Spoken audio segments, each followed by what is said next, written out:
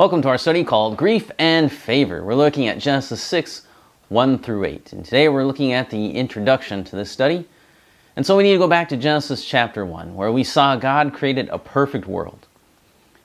In Genesis chapter 2, we learned how God created man, male and female, and placed them in a perfect garden. In Genesis chapter 3, we witnessed the fall of Adam and Eve at the beginning of sin and corruption. In Genesis 4, the sin and corruption spread to Adam and Eve's children, where Cain killed Abel. Cain was punished by God, but Cain had his children and his family began to spread. Chapter 5 is an account of Adam's family line through his son Seth.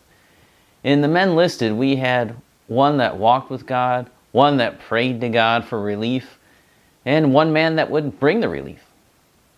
Chapter 6 begins with a couple of transitional paragraphs and some mystery. These paragraphs belong more to the end of chapter 5 than they do with chapter 6, really, if you look at it. Remember back in Genesis chapter 5:1, we saw a new section of the book, and it began with the words, "This is the book of the generations of Adam." Now if you flip over to Genesis 6:9, you read, "These are the generations of Noah." This is the heading for a new section.